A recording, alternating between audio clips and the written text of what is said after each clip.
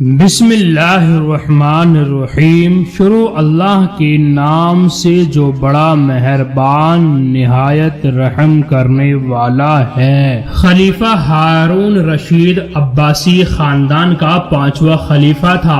عباسیوں نے طویل عرصے تک اسلامی دنیا پر حکومت کی، لیکن ان میں سے شہرت صرف ہارون رشید کو نصیب ہوئی۔ ہارون رشید کے دور میں ایک بار بہت بڑا قحط پڑ گیا۔ اس قحط کے اثرات سمرقند سے لے کر بغداد تک اور کوفہ سے لے کر مراکش تک ظاہر ہونے لگے۔ ہارون رشید نے اس قحط سے نمٹنے کے لیے تمام تدبیریں آزما لی۔ اس نے غلے کے گودام کھول دیے، ٹیکس معاف کر دیے، پوری سلطنت میں سرکاری لنگر کھانے قائم کر دیے اور تمام امراء اور تاجروں کو متاثرین کی مدد کے لیے موبلائز کر دیا، لیکن اس کے باوجود عوام کے حالات ٹھیک نہ ہوئے۔ ایک رات ہارون رشید شدید ٹینشن میں تھا، اسے نیند نہیں آ رہی تھی۔ ٹینشن کے اس عالم میں اس نے اپنے وزیر اعظم یحییٰ بن خالد کو طلب کیا۔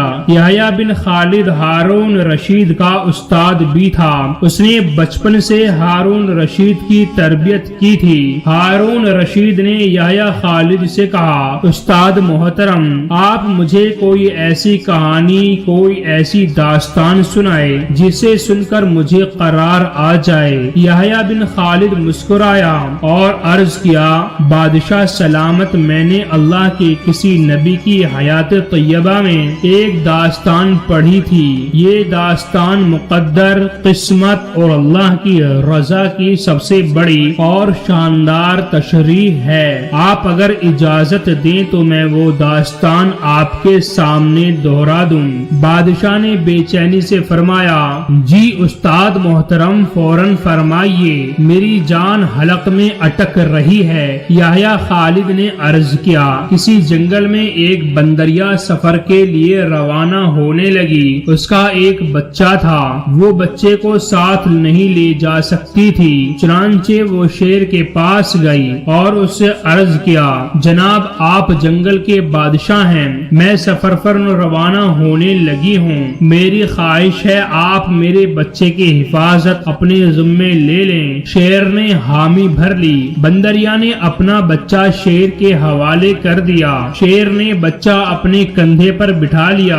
بندریا سفر پر روانہ ہو گئی۔ اب شیر روزانہ بندر کے بچے کو کندھے پر بٹھاتا اور جنگل میں اپنے روزمرہ کے کام کرتا رہتا۔ ایک دن وہ جنگل میں گھوم رہا تھا کہ اچانک آسمان سے ایک چیل نے ڈائی لگائی، شیر کے قریب پہنچی، بندریا کا بچہ اٹھایا اور آسمان میں گم ہو گئی۔ شیر جنگل میں بھاگا دوڑا، لیکن وہ چیل کو نہ پکڑ سکا۔ یحییٰ خالد رکا، اس نے سانس لیا اور خلیفہ ہارون رشید سے عرض کیا، بادشاہ سلامت۔ چند دن بعد بندریا واپس آئی اور شیر سے اپنے بچے کا مطالبہ کر دیا۔ شیر نے شرمندگی سے جواب دیا، تمہارا بچہ تو چیل لے گئی ہے۔ بندریا کو غصہ آ گیا اور اس نے چلا کر کہا، تم کیسے بادشاہ ہو؟ تم ایک امانت کی حفاظت نہیں کر سکے، تم اس سارے جنگل کا نظام کیسے چلاؤ گے؟ شیر نے افسوس سے سر ہلایا اور بولا، میں زمین کا بادشاہ ہوں، اگر زمین سے کوئی آفت تمہارے بچے کی طرف بڑھتی تو میں اسے روک لیتا، لیکن یہ آفت آسمان سے اتری تھی اور آسمان کی آفتیں صرف اور صرف آسمان والا روک سکتا ہے۔ یہ کہانی سنانے کے بعد یحییٰ بن خالد نے ہارون رشید سے عرض کیا، بادشاہ سلامت، قحط کی یہ آفت بھی اگر زمین سے نکلی ہوتی تو آپ اسے روک لیتے، یہ آسمان کا عذاب ہے، اسے صرف اللہ تعالی روک سکتا ہے، چنانچہ آپ اسے رکوانے کے لیے بادشاہ نہ بنے، فقیر بنے، یہ آفت رک جائے گی۔ دنیا میں آفتیں دو قسم کی ہوتی ہیں، آسمانی مصیبتیں اور زمینی آفتیں۔ آسمانی آفت سے بچنے کے لیے اللہ تعالی کا راضی ہونا ضروری ہے، جبکہ زمینی آفت سے بچاؤ کے لیے انسانوں کا متحد ہونا، وسائل کا بھرپور استعمال اور حکمرانوں کا اخلاص درکار ہوتا ہے۔ یحییٰ بن خالد نے ہارون رشید کو کہا تھا، بادشاہ سلامت، آسمانی آفتیں اس وقت تک ختم نہیں ہوتی جب تک انسان اپنے رب کو راضی نہیں کر لیتا۔